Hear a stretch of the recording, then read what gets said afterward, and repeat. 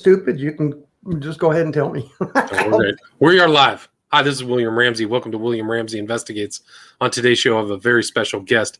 His name is Dave McOmie, and he wrote a book July 1st, 2021 titled Safecracker, a chronicle of the coolest job in the world. And currently it has 44 five-star reviews on Amazon. I've read the book. I literally devoured the book. I thought it was fascinating. Really kind of a first-person account of somebody who's been in this interesting career for decades and shared a lot of kind of individual personal stories and kind of showed me how this kind of this little subset of the commercial world operates. So it was really fascinating. Dave is editor-at-large at the International Safecracker and is the author of 24 books on safes and vaults, and is a member of the Safe and Vault Technicians Hall of Fame. He holds a master's degree in philosophy from the University of Washington and resides in the Evergreen State with his wife and children. But again, the title of the book is Safecracker by Dave McOmie. So Dave, are you there? I'm here. Glad to be here, William. Awesome. Well, thanks for agreeing to the interview. For people maybe who not have heard, this is your first book. Can you talk you had this long career in safecracking. Like, how did it start and how did you get involved in this kind of curious job, this curious career? It is an oddball profession. I'll give you that. My interest was sparked early on, oddly, by a TV show. In the late 1960s, Robert Wagner starred as Alexander Mundy, a jewel thief. He was rescued from prison by the equivalent of our CIA and tasked with burglarizing for them, to state secrets and what have you. Well, I was absolutely captivated by Robert Wagner's character, Alexander Mundy. I would watch the show, I would tape record it, and the audio. I loved it so much, I would tape record the audio to the show and listen to it at night without any video. Well, coincidentally, the lady next door to us, I can't recall now if her purse was lost or stolen. In any event, she had to have a locksmith come out to the house, open her car, and make keys to both. Well, my eyes were pie plates when I saw this locksmith van pull up, and I went outside and just sheepishly introduced myself to him. He was in the back of the truck getting his tools ready. And, it was one of those lucky things. Had he been a gruff individual and just waved me away, I probably never would have ended up in this business. But he was the nicest, most genial man. Invited me into the van, and once he got the locks in there to show me how the tumblers worked. But the most fascinating part was watching him go up to the car and to the house and pick the locks. I was just absolutely riveted, and from that day forward, I knew what my career was going to be. So very young, like you started off in locksmithing. It's pretty remarkable. I mean, back in those days, that's 30 years ago, probably, right? Is that it? 50 years ago. Oh, wow. So, yeah. So you've seen a lot of changes technologically from the beginning of your career to the present. Like I think you wrote in your book, you're semi-retired. Can you talk about how, so you started out kind of in the locksmithing arena, but moved to safe and safecracking. Can you talk about how that transformation kind of occurred? Sure. There's a common misconception out there that locksmiths are safecrackers and safecrackers are locksmiths. They're very different. Now, many locksmiths are good safecrackers. Most are not. A few safecrackers are good locksmiths. Most are not. They're just different areas of specialty underneath the same umbrella. I knew instantly, after spending maybe a month at Mr. Corey's shop. His name was Eugene Corey. I always called him Mr. Corey. I found safes and vaults way more interesting than cutting keys. So I gravitated quickly to that side. And after a few years with him, he made clear that if I wanted to continue and learn about safes and vaults, I probably shouldn't be in general locksmithing. I should go to work for a large safe and vault company, which I begrudgingly eventually did. There was no other way to get better skills without going where they were needed. Right. It's really fascinating because you really kind of did a lot of traveling and going to different places on short notice you tell this story in your book, like they thought you were so young at some safe locking thing, they couldn't comprehend you were there. So you started, can you retell that story? I think you was like something happened. You work a lot with law enforcement too, right? But can you tell about that story? Yeah, as a kind of a soft libertarian, law enforcement jobs are among my least favorite because I don't think it's our business if somebody wants to smoke pot and have pot in their safe. But it's part of the job. When law enforcement or the DEA brings a ring down, whether it's drugs or counterfeiters or whatever, and they have a safe, well, they need the safe opened, and that's what they hire me to do. Now, I'm old now, but for a very long time, from the time I was about 15 until the time I was about 35, I looked like I was 15.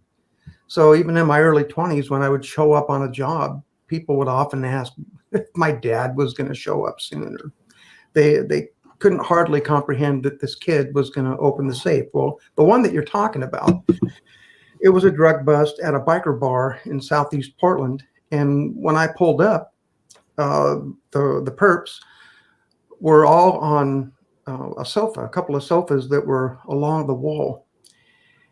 And it was a disconcerting thing to walk in. I see the perps on the couch, and all law enforcement, they are in face masks. They've got balaclavas on, or whatever those things are called. They're like ski masks.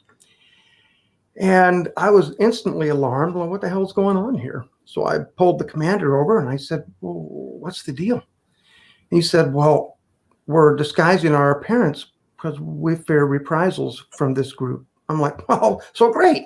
Next month, when they see my mug in Safeway or a restaurant, it's going to be me they remember. Yeah.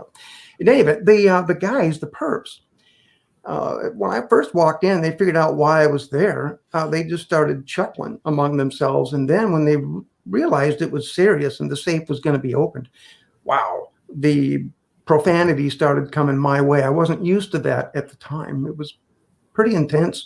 And the law enforcement, didn't make any attempt to shut them up. I don't know how they would have anyway.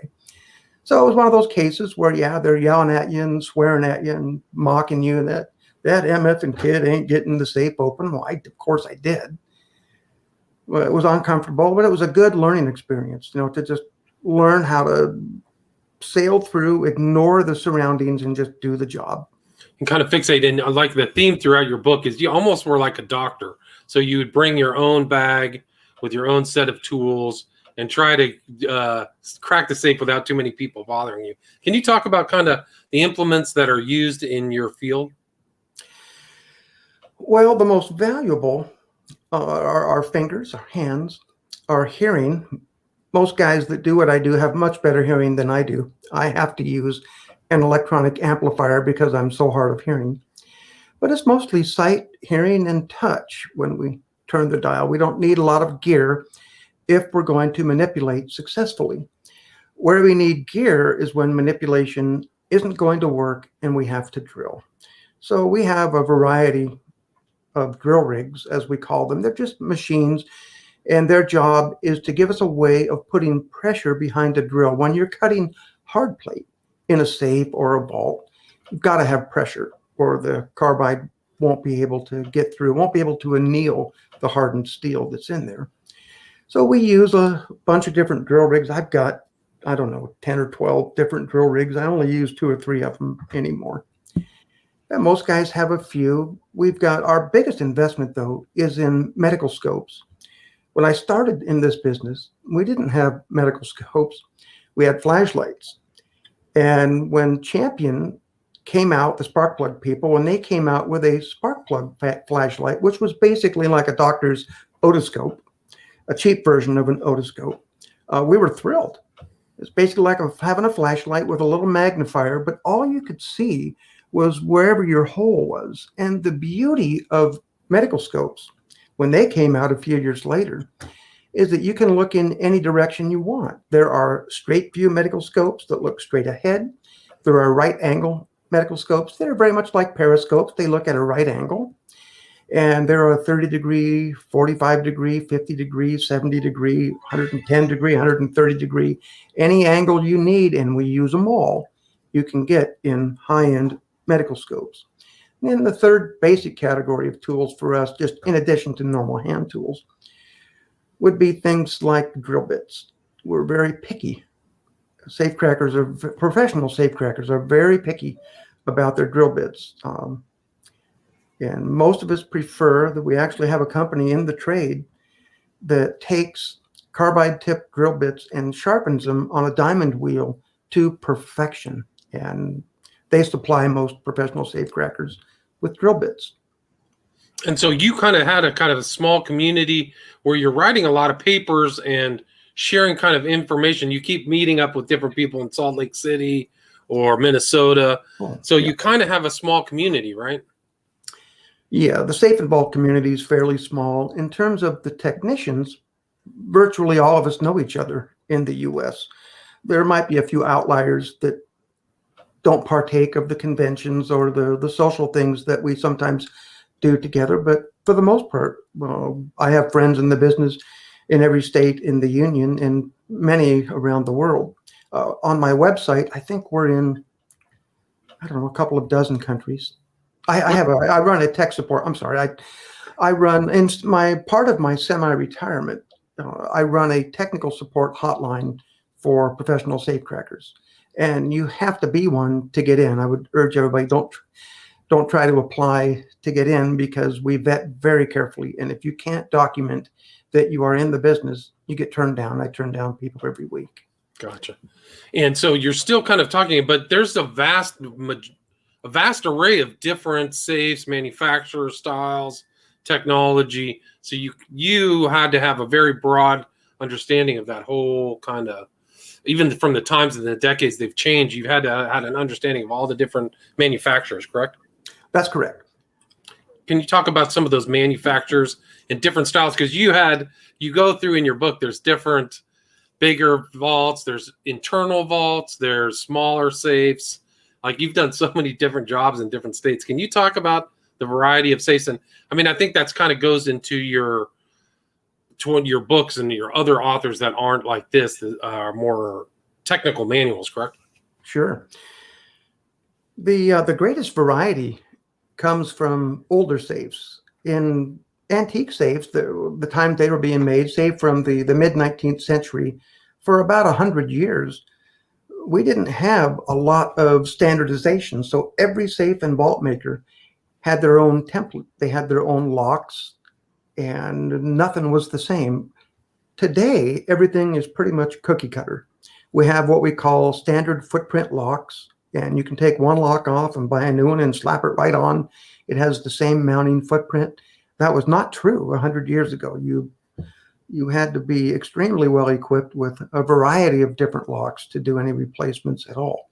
It's much easier to be a pro safecracker in some sense today than it was back then, just because the variety. It was every safe manufacturer back then made products that were completely different than every other safe manufacturer. Whereas today, there's a template, everybody follows it. Gotcha. And can you tell the listener too what a time lock is and how that was a common common problem? Shortly after the Civil War was over, we had a rash of pretty violent robberies, armed robberies in the U.S., and they're a little different than what you might think. They didn't take place in the bank. They took place in the bank president's home or a teller's home. And there's a very famous story of one guy who was just beaten to, he had the hell beat out of him for an hour or two before he finally gave up the combination to the vault. This was in Massachusetts, and the bad guys, of course, took the combination that he had finally given them after being tortured, went and opened the vault and made off with about $800,000. Well, banks were in a panic. They didn't want their employees to be subject to that sort of harm. So they turned to Yale and to Sargent and Greenleaf and to other makers to produce time locks to go on the door. The way most time locks work is, think of them like having three little clocks that are independent of each other. And what we need is for one of these clocks to run down to zero before the safe or vault can be opened. What that means is, when a bank closes at night, typically today, a time lock has three movements in it, or three little clocks, and bank personnel approach the time lock One of them winds time. If you're closing up at, say, 6 o'clock and you want the vault to open at 8 o'clock the next morning, you wind 14 hours. So the winder winds 14 hours on clock number 1, 14 hours on clock number 2, 14 hours on clock number 3. Well, the person who's confirming is supposed to look over their shoulder and verify that they did indeed wind the correct number of hours. Once they do that and then shut and lock the vault door, it cannot be opened for any reason until time winds down on at least one movement. And the reason there are 3 is to provide double redundancy in case they fail. You don't want to be locked out because of a time lock failure. Right. And so what that prevents is somebody going to somebody's house at 1 p.m. and saying, go open that safe, and they really can't do anything because it's out of their hands. That's exactly right. That's exactly right. And you'll notice when you go into even stores now, you'll see right on the front, say a 7-Eleven or a Plaid Pantry or even a bank, and you'll see a sign that indicates that the safe or the vault cannot be opened. That's on time lock and what have you. Now, in a bank, it wouldn't be true about the vault because most banks leave the vault open all day throughout the business day. Not so in the case of a supermarket or a small store like a 7-Eleven. What they do is they will put the money, larger bills, in a drop slot, and that safe can't be accessed until the time runs down. Now, they don't usually use time locks in those safes. They use time delay locks, which aren't quite as versatile, but the function is the same, to prevent access by the bad guys and the good guys. Right. And you've run into people trying, you're a professional, you've had maybe people in non-professional illegal senses trying to get into some of these safes. Can you talk about some of those attempts and what people think they can do with some of these safes? Well, there are 2 different categories of people who might do that. One is the burglar. The burglar doesn't have permission. He's not attacking the safe with the consent of the safe or vault's owner. And the other category would be a locksmith or a safe technician. In the case of a burglar, when they attack a safe, it's usually wild and crazy with sledgehammers, oxyacetylene torches, pry bars, screwdrivers. They rarely do anything very smart to a safe. They'll cut the hinges and smash the dial off and break the handle. All that does is lock the safe up even tighter than it was before. The other category of the locksmith, unfortunately, not every licensed individual who goes to work on a safe has the requisite skills to do it right. We run into this a lot. All we can do is just try to nudge those people into training classes and what have you, to make them better at what they do so they don't make messes. It gives the industry a black eye when a pro makes a mess on a customer's safe. Right, and you can make messes, and you've had kind of experiential moments as well, but you also said, I think you've opened 10,000 safes. Is that correct? Is that your... That's a rough... I mean, it's immense different types. Yeah. Probably a little more, but I didn't want to exaggerate. Yeah. And one of the interesting things about your book, I mean, you in a particular, is your kind of, your love of philosophy. You almost became a philosophy professor who earns his living as a safecracker, right? Yeah. Had the timing been a little different, I would be teaching philosophy today. I was in college and grad school in the late 80s and early 90s. And back then, philosophy departments were having professors retire and they weren't being replaced. And those of us in the grad program were looking at this thinking, oh boy. And when I saw people way ahead of me in the program, done with their doctorate and just looking for a job, unable to get one, I was like, well, crap. Looks like this isn't going to work out. So I didn't continue on for the doctorate. I left after my MA for that reason. There just weren't any jobs. There weren't enough jobs. Now, I've talked with a few people that I was in the program with. Back one of them very recently, Deb Smith. Hey, Deb, if you're out there. And they did eventually land professorships, but I just wasn't in it for the long haul. And you kind of had a relationship with Mortimer Adler, kind of a famous American philosopher, correct? I did, just luckily. My dad was a blue collar worker like me. He was a truck driver. And yet he had this insatiable appetite to learn things. And he loved philosophy without even really knowing what it was. One day, on a lunch break, pulls his truck into Walden Books and grabs a Mortimer Adler book called Aristotle for Everybody out of the bargain bin. And he brought it home. And we were both just transfixed by this man.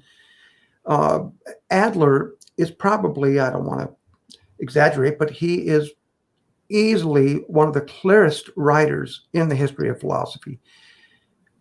Sometimes when you read academic works in any field, the jargon, the lexicon of that particular field can be a little jarring for a non-specialist. And Adler figured out in about 1976 that writing with too much jargon is not a good thing. He was into effective communication. So he stopped using basically all jargon. And a reasonably educated person can grab a post-76 book of Adler's and understand it no problem. Right. So he's the opposite of the obscurantist, Yes. Overly wordy philosopher you may not understand after you're done, which is kind of unusual. He is the exact opposite of Hegel, who was the worst writer in the history of philosophy, in my judgment. And you got almost unreadable. Right. And you got invited to the Aspen Institute through your relationship with him. So you kind of moved in some fascinating circles. I just got lucky. What happened was I was so taken with this philosopher that I went out and got others of his books. One of them was called How to Think About God. Well, religiously, I'm an agnostic, and I've been an agnostic for most of my life. But I'm fascinated with arguments for the existence of God. I'm fascinated by theodicies, people's attempts to square the existence of evil with the existence of God. And when I read How to Think About God by Adler, I just had so many questions. I just wrote him a very long letter. This is pre-internet, by the way. This is 80s.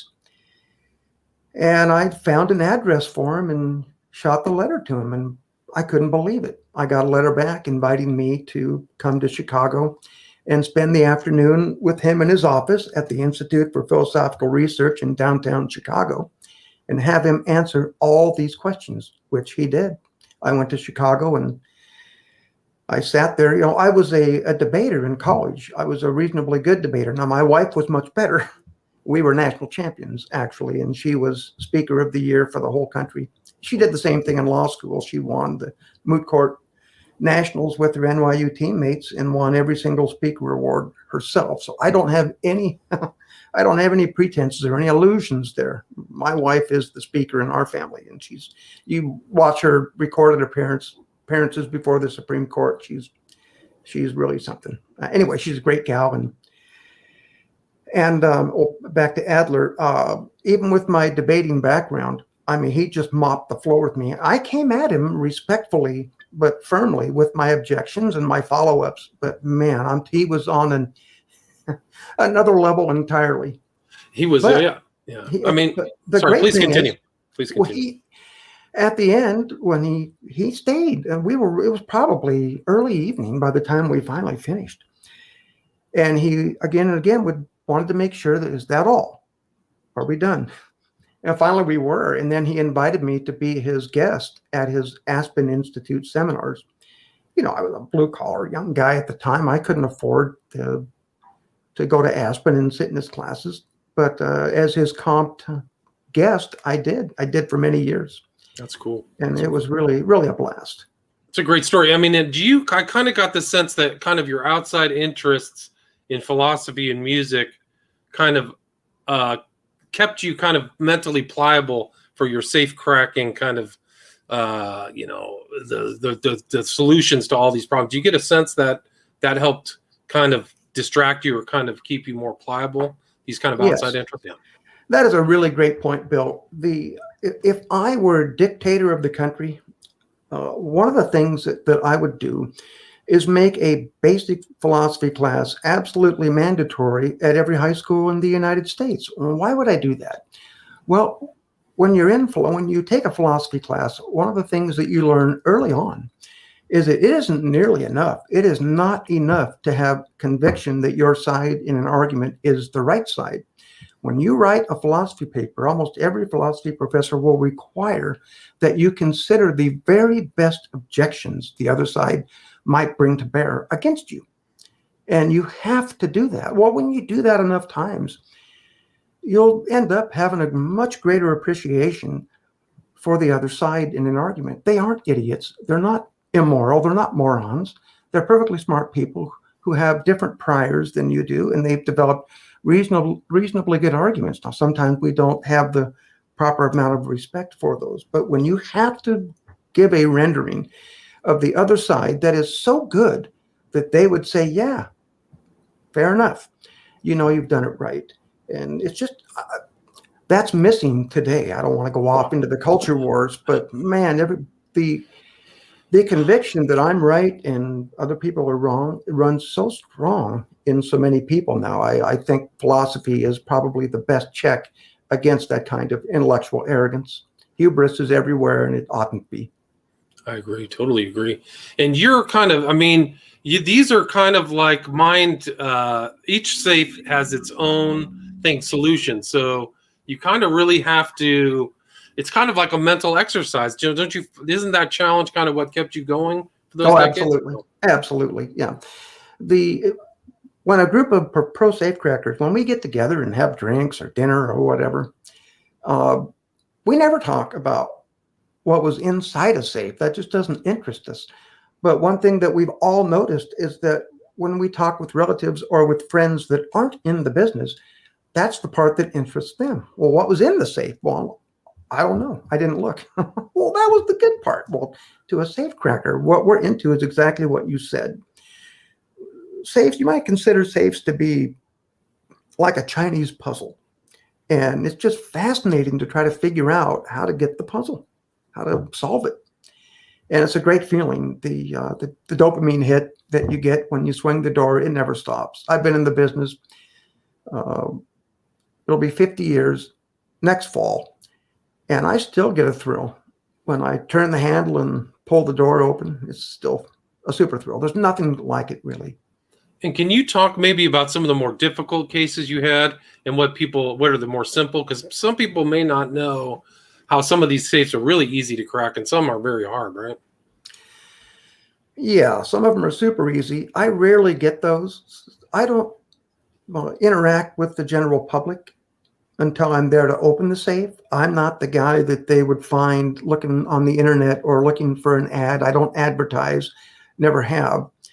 All of my work is by referral, but many of the companies that refer difficult jobs to me are quite capable of doing the easy ones that you're talking about themselves. So consequently, I don't have nearly as many stories of the super easy openings that a lot of my colleagues have, for that reason, that my work is referral only and I don't get the easy ones. Darn it. Gotcha.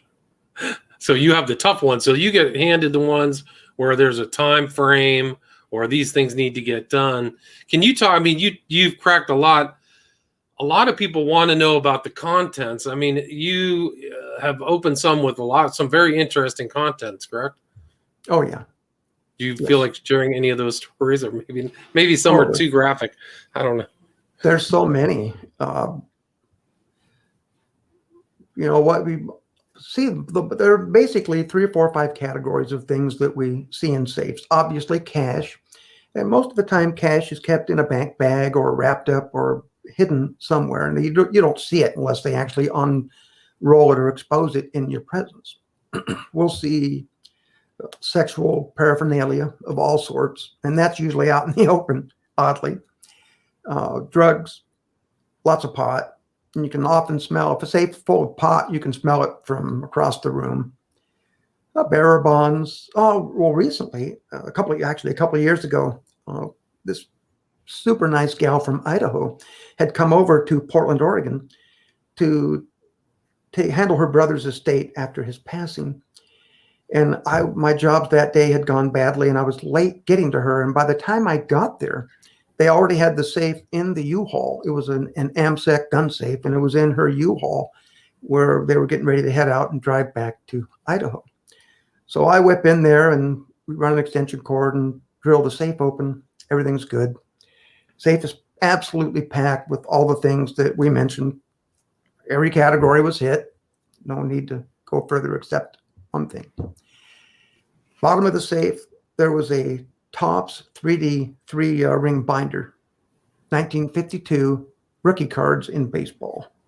Well, I was a baseball player as a kid. My favorite player was Mickey Mantle. Mickey Mantle's rookie year was 1952. My jaw hit the ground when I saw that. I thought, oh my God, no way. No way is there Mickey Mantle's rookie card in this book. So we started opening it and turning the pages. Sure enough, Mickey Mantle's rookie card and 299 others were in this book, this Topps 1952 rookie card book, in perfect shape. It had never been touched by human hands. I had no idea how valuable it was. I knew it was super valuable. I didn't know how much. So we went on the internet, and coincidentally, one had just sold on eBay for $2.8 million. So she was over the moon. I got a nice handsome tip on that job. We don't often get tips, but that day I did. Well, that's cool. I mean, that's an interesting story. You also tell the story about people buying safes at auctions, or there was a safe somewhere in Portland from an old building. Like, it's almost like you're an archaeologist or something, uncovering these items that were formerly lost. I mean, it's really interesting how many. I didn't really realize the breadth of how many safes and how much necessity it really is. These banks really need you to come out and open these the malfunctioning safes, right? There's like time and cost and everything if they're not open, right? Right. Yeah, bankers and jewelers tend to get a little anxious when they can't get into their safes or vaults, and there's pressure immediately. They need in, and they need in as quickly as possible. You know, their stock and trade is locked up. They can't really do business the way they would prefer to without getting into their safe or vault. And what was the first part of your question, Bill? I was just saying that you've opened up so many different safes, and people have bought safes. They don't know the contents. It's like going to, it's a storage facility and seeing what's in there. You tell one story, Reno. These people bought something out of San Francisco that paid their their kids' college, so they were excited about the contents there. But also, you kind of cover a lot of films and movies where there's always safecrackers. And some of them you said they actually did a good job and some didn't, right? I mean, was it The Italian Job, Takes a Thief? What are the other ones? Oh, there's dozens and dozens of them. Safecrackers are lovers, almost to a person, of movies with safecracking scenes in them. And we're of two minds about it. I'm not going to say we're hypocritical, because I don't think we are, but we're of two minds about it. And you can hear us, if we're together as a group watching a safecracking scene. If it isn't realistic, we safecrackers will go, oh, what a load of crap. That's not the way we do it.